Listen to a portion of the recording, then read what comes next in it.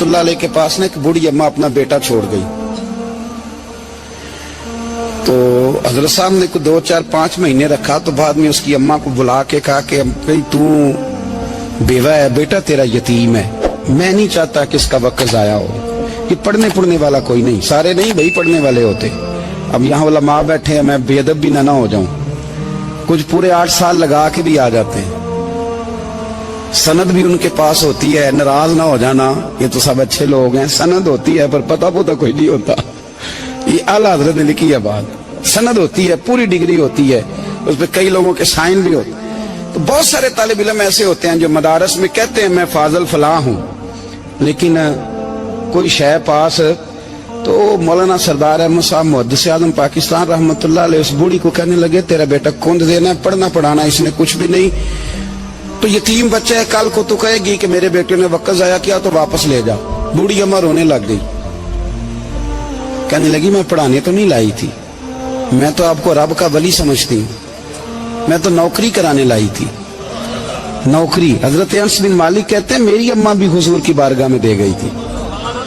तो हुजूर की बारगाह में ये नहीं कहा था कि या रसूलल्लाह पढ़ा दें, हाँ मैं जिम्मेदारी से बात कर रहा हूँ। ये नहीं कहा था हुजूर मुजाहिद बना दें, ये थोड़ी कहा था कि या रसूलल्लाह सल्लल्लाहु तआला अलैहि वसल्लम इसे मुफस्सिर, मुहद्दिस, मुहक्किक, मुफ्ती बना दें।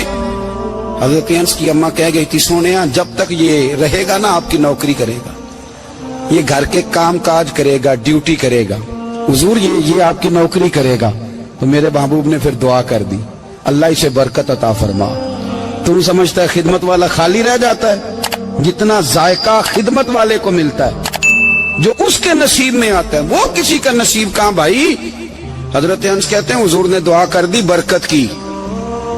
मुझे तो खेती बाड़ी आती भी नहीं थी, पर लोगों के बाग में साल में 1 दफा फल लगता था, मेरे बाग में 2 दफा लगता था। हुजूर ने दुआ कर दी अल्लाह इसे औलाद दे। फरमाते हैं मेरे बेटे, मेरे पोते, मेरे नवासे, मेरी बेटियां, फरमाते हैं मैं जिंदा हूं और मेरी 100 औलादे मौजूद हैं। परेशान हो गया 100 सुन के बच्चे 2 ही अच्छे, 100 औलादे मेरी मौजूद हैं। हजरत अनस मौलाना सरदार अहमद साहब के पास ना छोड़ गई बच्चा, कहने लगी हजरत जी मैं को पढ़ाने के लिए थोड़ा छोड़ गई हूँ, मैं तो इसलिए छोड़ के गई हूँ कि आप मेहरबानी करें, खिदमत कराएं। तो हजरत जी कहने लगे कोई ऐसा काम ही नहीं, खिदमत वाला क्या कराऊं। कहने लगी पट्ठे पवा लिया करो जी। लड़ पेंदे ने, कहने ने बच्चे काम कर दें मदरसे का। हालांकि अब कहाँ बच्चे काम करते हैं, अब तो गुजर गया दौर, अब तो बच्चे काम कराते हैं।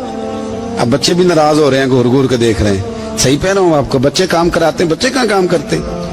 कहने लगी ये चारा डाले करेगा आपकी भैंसों को। तो हजरत ने उसको कहा कि बीबी चारा मेरी भैंसों को डालने के लिए मैंने बंदा रखा हुआ है, तू जा ले जा। कहने लगी हाथ बांध के हुजूर मेहरबानी करें रख ले, चारा डालेगा। और पुत्र तवज्जो से चारा डालना हजरत की भैंसों को।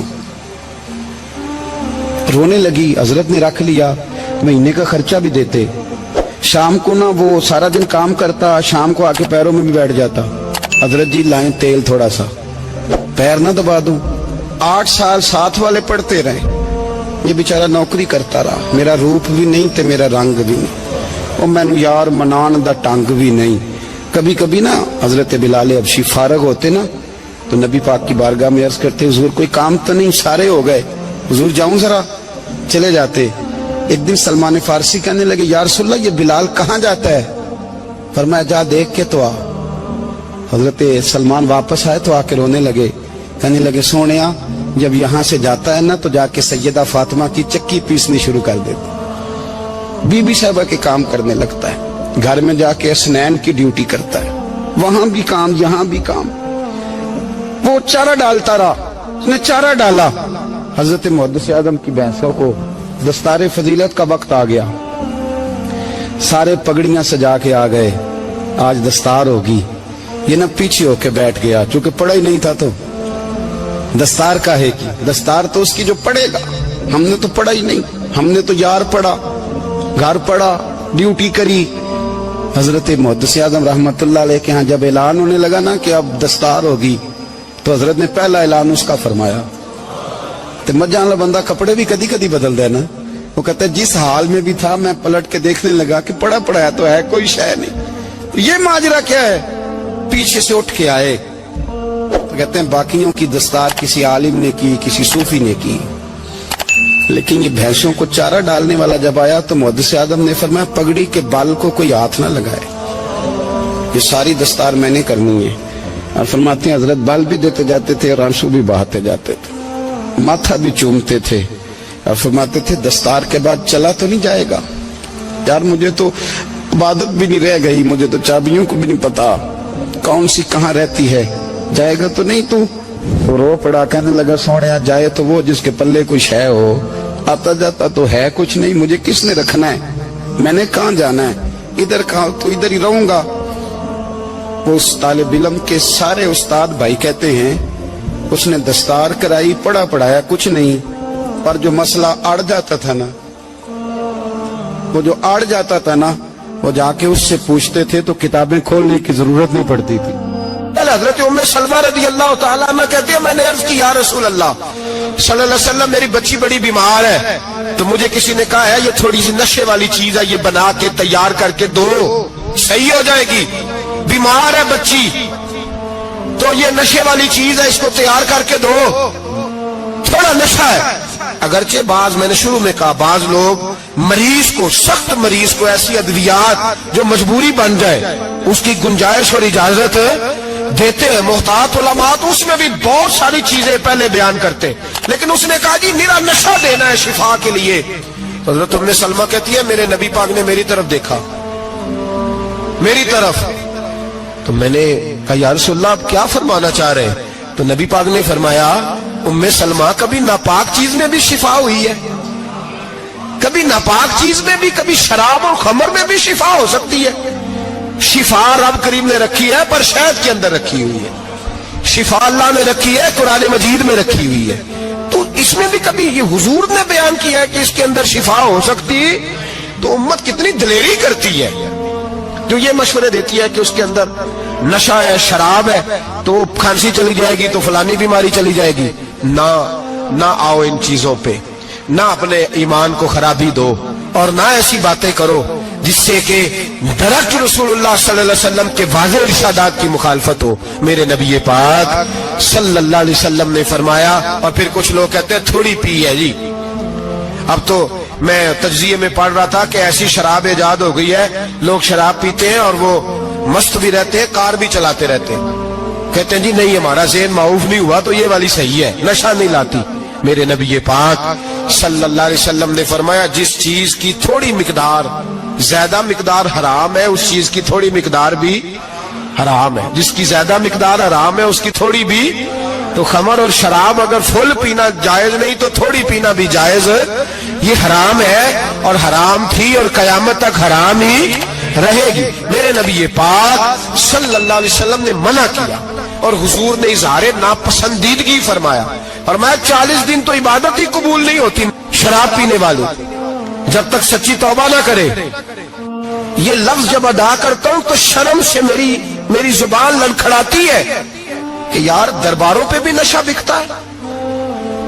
मैं ये बात कर रहा हूं सूफिया का तर्जुमान, दरबारों पे, मजारों पे, और सज्जादा नशीनों तुम्हें जमीन निगल जाए, आसमान तुम्हें ले उड़े, तुम पर कहर नाजिल हो, तुमने बाप दफन करके तो वहां नशे का अड्डा बना लिया, माओ से बेटे छीनने लगे हो, औरतों के सरों से कपड़े छीनने लगे हो, सुहाग मारने लगे हो, बेटियां और बेटे यतीम करने लगे हो, नशा बेचते हो दरबारों और मजारों पे, ये तमाशा लग गया। आप कैसे करूं ये बात, पर करनी पड़ रही है, मजबूरी है, ये मजमून मुकम्मल नहीं हो सकता।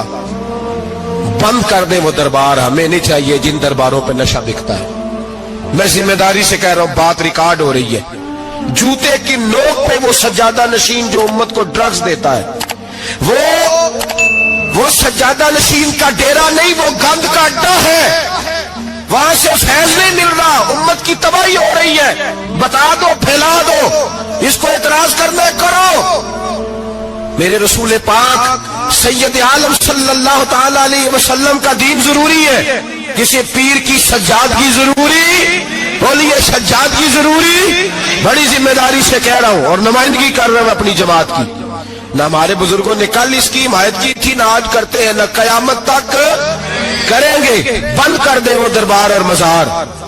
بزرگ دنیا میں یہ کام کرنے آئے تھے، اور ہماری سوچ اتنی گر گئی ہے، اتنے ہم کمزور ہو گئے۔ کہتے ہیں جب اس کو چڑھ جاتی ہے تو پھر بڑی معرفت کی باتیں سناتا ہے۔ تجھے شرم نہیں آئی یہ لفظ کہتے ہوئے؟ اب نشئی تجھے معرفت سکھائے گا؟ اب تو شرابی سے، بھنگی چرسی سے دین سیکھے گا؟ کہتے ہیں اس نے پی ہوئی تھی، چڑھی ہوئی تھی، وہ بات کر دی تو میرا کام بن گیا۔ اتنی گندی اور میلی سوچ صاحب ایمان کی ہوتی ہے، تو اب نشیوں سے جا کر دعائیں کرائے گا؟ سن، میرے نبی پاک صلی اللہ علیہ وسلم نے فرمایا جو شراب پی لے، نشہ کر لے، اس کی تو 40 دن تک عبادت رب قبول نہیں فرماتا۔ تو کہتا چڑھی ہوئی تھی تو اس نے دعا کر دی، تجھے شرم ہی نہیں آئی بات کرتے؟ حیا ہی نہیں کیا تو نے جملہ بولتے؟ یہ کوئی تصوف اور طریقت ہے؟ جاؤ اٹھا کے لے جاؤ۔ ایسی کوئی تصوف اور طریقت ہمیں نہیں چاہیے، ہمیں وہ والی طریقت چاہیے جس میں خدا کے قرآن کی بات ہوتی ہے اور محمد مصطفیٰ کے فرمان کی بات ہوتی ہے صلی اللہ علیہ وسلم۔ تو بھائی یاد رکھو، یہ کوئی طریقہ نہیں۔ ایک مزار ہے، مجھے ایک صاحب کہنے لگے آ جائے یہاں بھی فاتحہ پڑھیں۔ میں نے کہا یہاں کیا ہے؟ کہنے لگے تھے تو بابا جی نشہ وشا کرتے، پر اب سنا ہے لوگوں کی منتیں بڑی پوری ہوتی ہیں۔ مجھے جذبات بڑے کم آتے ہیں۔ میں نے اس آدمی کو گریبان سے پکڑ لی، میں کہ ادھر ہٹ، وہ تو نشہ کرتا تھا اور تو جاتا تھا، تیری یہ کیسے طاقت ہوئی؟ تو نے مجھے مشورہ دے دیا ہے، تو ہمیں کمزور سمجھتا ہے؟ ہم کمزور ایمان کے لوگ ہیں، اور میں یہاں تجھے کہوں گا نہیں نہیں میں یہاں نہیں جاتا، میں وہاں جاتا ہوں۔ بالکل کوئی لگی لپٹی بات نہیں، کھری بات۔ تصوف وہ، دربار وہ جہاں قرآن پڑھا جائے اور رسول اللہ کی حدیث سکھائی جائے، باقی کوئی مطلب نہیں کسی قسم کا۔ میں داتا صاحب کبھی جاؤں نا جلسہ کرنے کسی کام سے، کسی تقریب میں، تو میں داتا صاحب کے مزار پہ نہیں جاتا۔ میں کہتا ہوں یار یہ جرانہ نہیں کہ بندہ کسی کام آیا تھا تو فاتحہ پڑھ لی، واپس چلو۔ گکھڑ سے اسپیشل آئیں گے داتا صاحب کے مزار پہ حاضری دیں، اور میرے سنگی گواہ ہیں کہ میں اسپیشل ٹائم نکال کے بہت سارے کام چھوڑ کے اسپیشل جاتا ہوں، اور میں مراد ماننے نہیں جاتا، میں داتا صاحب کا شکریہ ادا کر دے جاتا ہوں۔ میں ان سے کہتا ہوں حضور آپ کی مہربانی، آپ یہاں آئے تو ہمارے بڑے بھی رسول اللہ کے غلام بن گئے۔ میں تو سلام عقیدت پیش کرنے جاتا ہوں۔ ہم مزارات پر جانے کے قائل نہیں، بلکہ ہماری تو عقیدت کا درجہ ہی مکمل نہیں ہوتا جب تک ہم مزار پہ سلام نہ کریں۔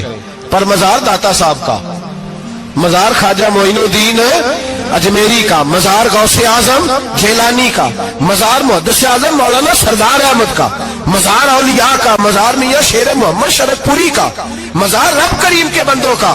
بھنگیوں چرسیوں کے مزار نہیں ہوتے، اور نام ان مزارات کے قائل ہے، بالکل قائل نہیں ہم۔ میں تھوڑے دن پہلے لاہور گیا تھا تو میں کار میں میاں صاحب میاں شیر محمد شرف پوری کا ذکر کر رہا تھا۔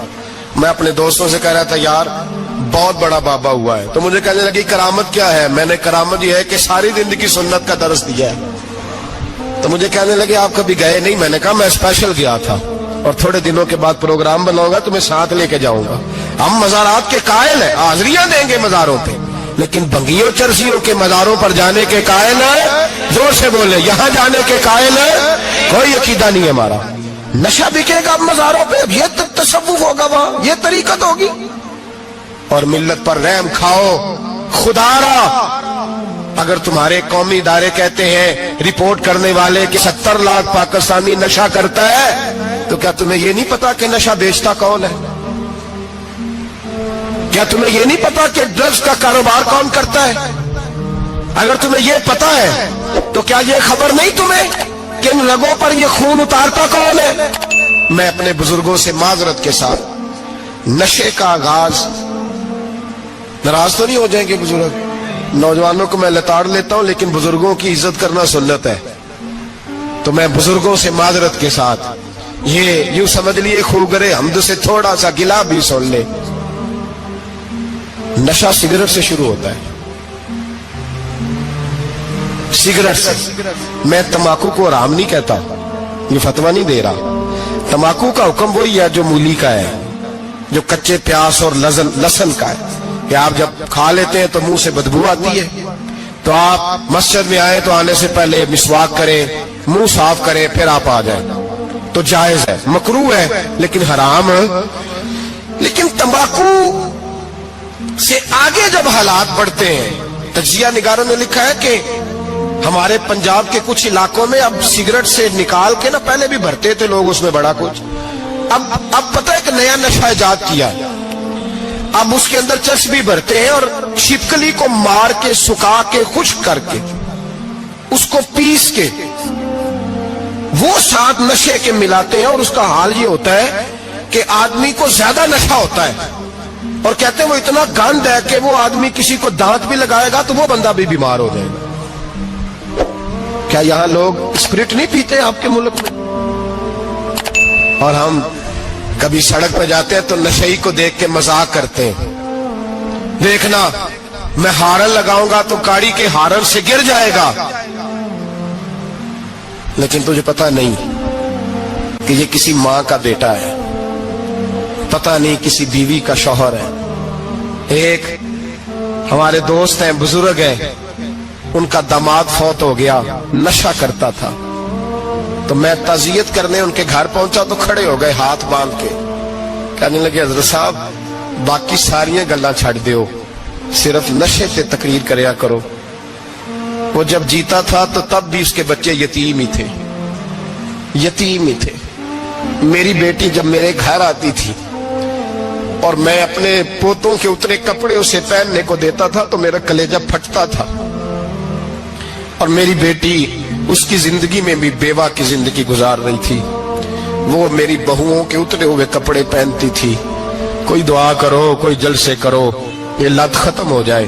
اور کہنے لگا اب میرے وہ چلا تو گیا ہے, دادا دادی اس کے پہلے کوئی نہیں, چچا ہے کوئی نہیں, جب تک تو میں زندہ ہوں ان نواسوں کو کوئی روٹی کا لقمہ, کوئی کپڑا مل جائے گا, لیکن سوچتا ہوں میں بوڑھا ہوں, مر گیا تو ان کو کوئی پوچھے گا بھی نہیں, کون ان کی خبر. اتنا ظلم اس قوم سے, اتنی زیادتی, اور آرام سے لکھ کر لوگ گزر گئے کہ یہ 70 لاکھ ہے, ان کا درد تو سمجھو, تکلیف تو سمجھو. 7 فٹ کا سونا جوان اور نشے کا عادی ہے تو کسی نالی میں پڑا ہوا ہے. اور میں نے کہا اس قوم کے ساتھ اس سے بڑا بھیانک مذاق کیا ہوگا. کوئی دانشور تھا بڑا ظالم, اس ظالم سے کوئی مشورہ لینے آیا, اس نے آ کے کہا تو بڑا ظالم ہے, بڑے کڑوے مشورے دیتا ہے, میرا ایک دشمن ہے, میں اس سے بدلہ لینا چاہتا ہوں, میرا دل کرتا ہے اس کا بچہ قتل کر دوں تاکہ وہ تڑپے. تو ظالم نے کہا اسے قتل نہ کر, وہ تو اس کا باپ 2-4 مہینے رو کے چپ کر جائے گا. پھر میں سخت سزا دینا چاہتا ہوں, مشورہ دے. تو اس نے کہا اس کے بچے کو نشے پہ لگا دے, جس کا بچہ نشہ کرے گا وہ باپ روز مرے گا, روز جیے گا, وہ ماں روز مرے جیے گی, نشے پہ لگا دے. اس قوم کے ساتھ سب سے بڑا ظلم یہ ہوا کہ ملت کا جوان نشے پہ لگ گیا, ڈرگز پہ لگ گیا. اتنے تباہ حالات ہوئے کہ جوان چڑھتی جوانیاں, اماں نے کتاب دے کے بھیجا تھا, اور کالج سے واپس آئے تو نشے کے ٹیکے ہاتھوں میں پکڑے ہوئے, ٹیکے. اور آپ کے اس ملک کے اسلام آباد میں ایک دن میڈیا نے وہ خبر بھی وائرل کی اور وہ چیز بھی دکھائی لوگوں کو. 3 مہینے کا بچہ لے کے نشئی سڑک پہ آ گیا, اس نے کہا میرا نشہ ختم ہو گیا, میرا بچہ خرید لو, 2 پڑیاں دے دو. تو وہاں بیبیاں جو سن رہی تھی وہ بھی چیخے مار کے رو رہی تھی. یہ ظلم کیا اس قوم کے ساتھ, اور کرپشن کی لعنت نے اجازت دی سپلائی کرنے والوں کو کہ گلی گلی بھیجے, گلی گلی. انہوں نے کچھ تھوڑا ظلم نہیں کیا ان حکمرانوں نے. اور ہماری اپوزیشن اس کو نہ صرف اتنا پتا ہے کہ یہ جائیں اور ہم آئیں, اس سے زیادہ کوئی غرض نہیں. بھائی کرپشن کے خلاف نکلے ہو تم, نشے کے خلاف کس دن نکلو گے, جوئے کے خلاف کس دن, قوم تو مر رہی ہے نشے سے, اس کے خلاف میدان میں کب آؤ گے. صرف اتنا ہے کہ یہ جائیں اور ہماری باری آئے, اس سے زیادہ کچھ نہیں. جتنے مجرم وہ ہے اتنے ہی تم بنتے جاؤ.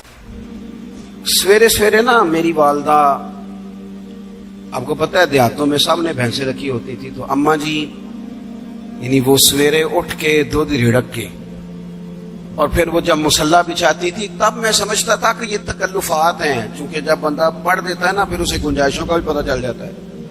میں سمجھتا تھا یہ تکلفات ہیں کہ وہ پہلے کپڑا بچھاتی, مصلی بچھاتی, پھر پیالے میں پانی لا کے پاس رکھتی, پھر وہ جناب اس پہ پڑھنا شروع کرتی، پھر وہ ریل، اور پھر ریل کے یہ جو حافظ ہوتے ہیں نا ہمارے، یہ پھر زیادہ نہیں چومتے قرآن پاک کو، ان کے پاس ہوتا ہے نا ہر وقت، لیکن وہ پرانے بندے وہ شنیل کا غلاف، پھر اسے کھولنا، پھر اسے چومنا، پھر سینے سے لگانا، یہ ساری چیزیں ان کے پیش نظر رہتی۔